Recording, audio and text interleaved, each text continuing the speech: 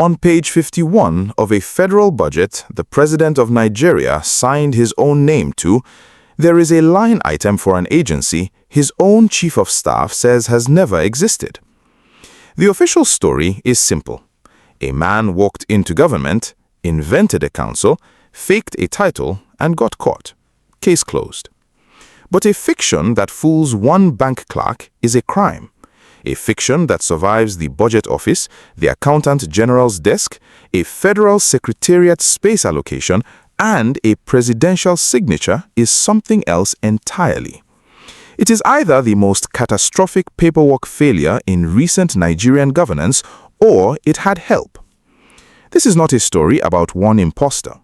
It is a story about how far a fabricated government agency can travel through the machinery of the Nigerian state before anyone with the power to stop it decides to ask a question. Somewhere in that machinery, a signature authorized the paperwork that gave a non-existent council a budget code. Nobody has named that signature yet. And the official explanation for who did it has already changed twice in 2 weeks. Here is what makes this stranger.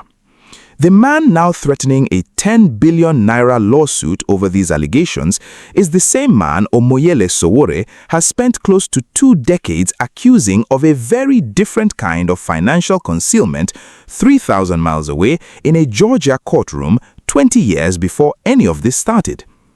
In Nigerian governance, the space between "this does not exist" and "this had a budget line" is where power actually lives. Stay with me, because what you're about to see connects a Georgia courtroom in 2007 to a federal budget in 2026, and one name sits at both ends of it. If you want the receipts instead of the noise, subscribe now, because that connection is not going to be made anywhere else. Let's start with what actually happened and why it's happening now. On June 25, 2026, a man named Adeyemi, who calls himself Director General of something called the Presidential Foreign Intervention Promotion Council, or PFIPC, stood in front of cameras and made a specific accusation. He said Chief of Staff Femi Gbajabiamila demanded 48% of the council's proposed 27.4 billion naira takeoff grant. He said Gbajabiamila received 400 million naira through a proxy and was still demanding an additional 200 million naira to secure his appointment. This came after Gbajabiamila's own office had already denounced the council as fictitious and referred Adeyemi to the police back in October of last year. The official account is straightforward. A loan forger invented an agency, got arrested, and the matter is over. But the buried part of the story is this. Police say Adeyemi is a fraud and the agency is fake, and yet that same agency carried a 1.3 billion naira allocation inside the 2026 Appropriation Act the President signed into law. And the Accountant General's office has now had to publicly explain twice why no money actually left the Treasury. For historical context, not as proof of anything happening today, but as a pattern worth noticing. The 2007 Georgia bar case is the first time on the public record that Sowore built a case against Gbajabiamila on documented paperwork rather than rumor. That is the pattern to watch across this entire story. Sowore's attacks tend to attach themselves to something real, even when his framing runs ahead of what that record actually proves. And here is a detail that reframes the entire timeline. A man named Babatunde Tanimola, reportedly the intermediary between Adeyemi and Gbajabiamila, died in a hotel fire in Utako, Abuja, on October 22, 2025. One day after Gbajabiamila's petition reached the police. Investigators called it an accident. Adeyemi is asking for that death to be independently examined. So the concealment this trigger event exposes isn't really about who is lying. It's about how a paper institution acquires every trapping of a real one: a budget line, office space inside the Federal Secretariat, staffing approval for roughly 300 people, a bank account application, before a single person in that chain says no. Now, follow the power. Nigeria's budget process is built with specific checkpoints for exactly this kind of fabrication. The Budget Office vets submissions, sectoral ministries review them, the National Assembly's appropriations committees examine them, and the President signs last. For PFIPC to land on pages 50 and 51 of the 2026 Act, it passed through every one of those checkpoints. Nobody in government has yet said which office let it through or on whose instruction. Think about who benefits from each version of this story. If the bribery allegation is true, Gbajabiamila's proxies gain access to a slice of a 27 billion naira federal grant. Not a personal bribe, but functionally a claim on a piece of the national budget itself. If the allegation is false, Adeyemi still gains something: a platform, representation from one of Nigeria's most prominent human rights lawyers, and leverage in a 10 billion naira defamation fight he otherwise has no way to survive. Layer in the 2027 calculation. Gbajabiamila sits inside President Tinubu's inner circle ahead of a re-election campaign that is already under scrutiny.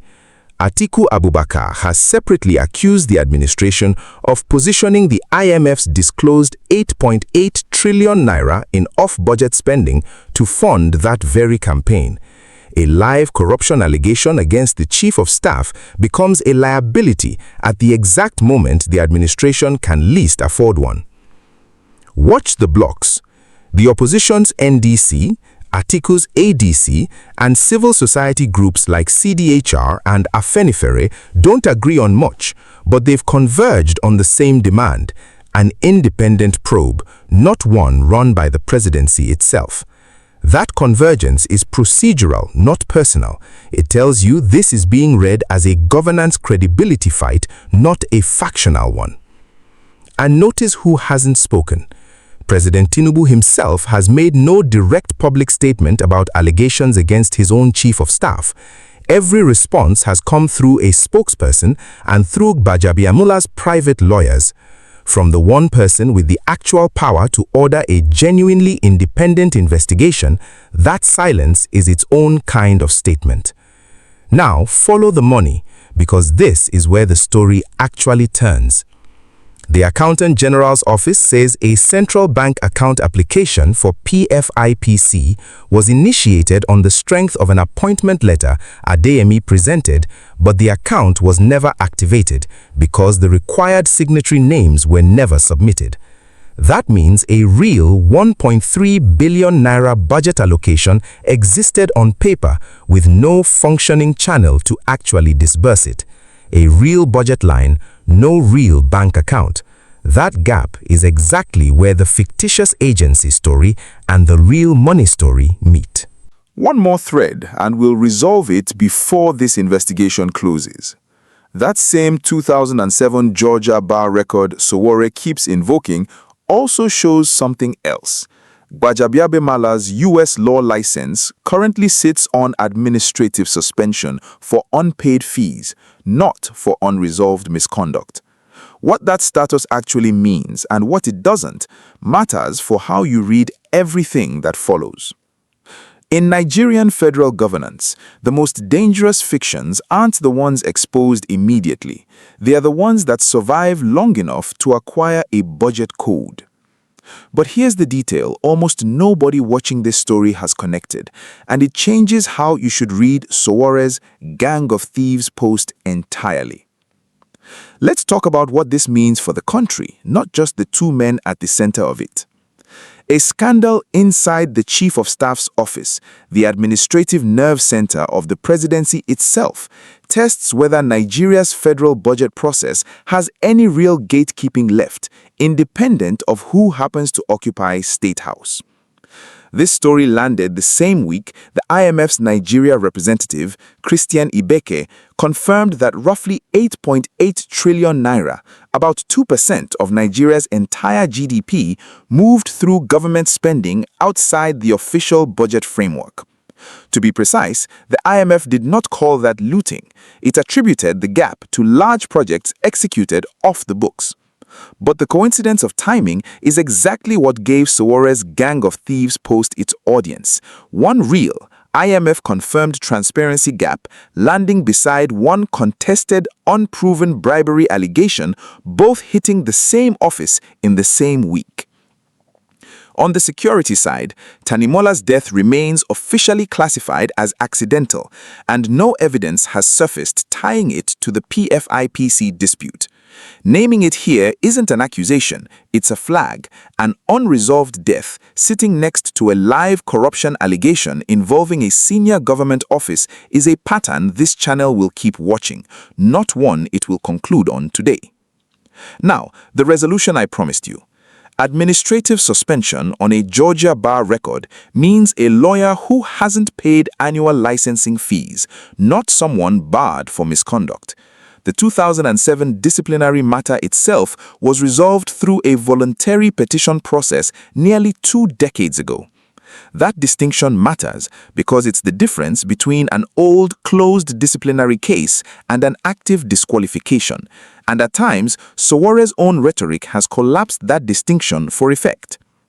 One more number to sit with. PFIPC's 1.3 billion naira line item was buried inside a 58.18 trillion naira federal budget President Tinubu presented to the Senate on December 19, 2025, meaning a fabricated agency's funding request moved through the same appropriations bill covering the entire country's national spending plan unflagged for months. The size of a national budget is not a safeguard against a small fraud. Often, it's the cover for one. Now, let's test this thesis honestly, because that's the only kind of analysis worth your time. The strongest case for Gbajabiamila's defense is genuinely coherent. His legal team argues that Adeyemi is a repeat impersonator, previously alleged to have falsely claimed United Nations-linked credentials back in 2016, that he was arrested on forgery charges, that police confirm no money was ever transferred, and that the Accountant General's office confirms the central bank account was never activated. On that reading, there is no theft, no bribe, and no budget fraud, only a con artist who got unusually far before he was caught. That account genuinely explains why no funds moved. What it does not explain is how a fabricated agency secured office space inside the Federal Secretariat, staffing approval for around 300 people, and a line item in a signed Appropriation Act, steps that require sign-off from multiple real officials, not a single forged letter.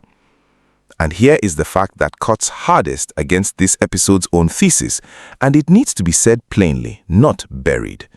Police and the Accountant General's office agree on one point. No public money was actually dispersed to PFIPC. If the claim on the table is that Gbajabiamila stole from the Treasury's own gatekeepers say that didn't happen. The argument that survives that fact is narrower than theft. It's that a fictitious council reached the edge of a live disbursement channel and the process failed to stop it before that point. Whether that failure came from oversight, from luck, or from Adeyemi's own incomplete paperwork, nobody has yet said. And here is the misconception worth correcting directly. The Georgia case gets shared online as if it were a criminal theft conviction. It wasn't. It was a bar discipline judgment for a rules violation involving client funds, resolved through a voluntary petition, a serious professional finding, but not a criminal conviction. Getting that distinction right isn't defending Gbajabiamila. It's the difference between an argument that holds up and one that collapses the moment someone checks the record. So here are 2 documented facts and 2 very different conclusions. A treasury that confirms no money moved, and a budget that confirms a fictitious agency was funded anyway. Which one tells you more about how Nigerian government actually works? The money that didn't leave or the paperwork that got in? Tell me which one you believe and why.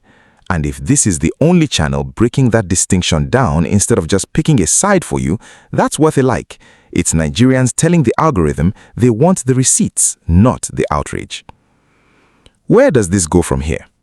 3 things to watch. First, whether Gbajabiamila's legal team follows through on the 10 billion naira defamation suit if Adeyemi doesn't retract within the window his lawyers set. Second, whether the opposition coalition, Articles ADC, the NDC, CDHR, and Afenifere, succeeds in forcing an independent panel the presidency has so far declined to convene.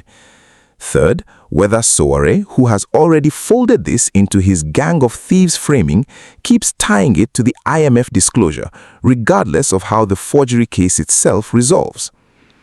Watch for whether an investigative panel that isn't run by the presidency actually gets formed. Watch for whether the Budget Office or the National Assembly's Appropriations Committee ever names who inserted PFIPC into the 2026 Act.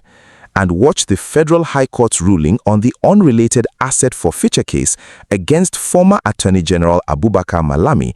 It will tell you how aggressively Nigerian courts are currently willing to move on federal corruption matters generally. The paperwork that gave a non-existent council a budget code has not been traced to a named signatory. That thread is still open. And if it stays open, if a fictitious agency can get a budget line inserted with no accountability at the end of it, the precedent isn't personal to Gbajabiamila, it's procedural. It tells the next person that a well-timed forgery can outrun Nigeria's appropriation safeguards entirely, regardless of who holds the Chief of Staff's office next. So ask yourself this. If the Treasury's own gatekeepers stopped the money, but nobody can yet explain who let the paperwork through, was the safeguard the system, or was it luck? You now know something most Nigerians reacting to a viral gang of thieves post do not. The real vulnerability in this story isn't a stolen $25,000 from 2 decades ago. It's a live 1.3 billion naira budget line that nobody has yet traced to a name. The people still sharing the old Georgia story as if it explains this week's scandal are missing the actual mechanism. Send them this one instead. That's how the full picture spreads, not through outrage, through accuracy. Next time, we go back to River State, because the same question underneath this story, who signs off and who stays silent, is the same question that's been shaping what comes next for Fubara. Until then, we don't guess at the mask, we take it off.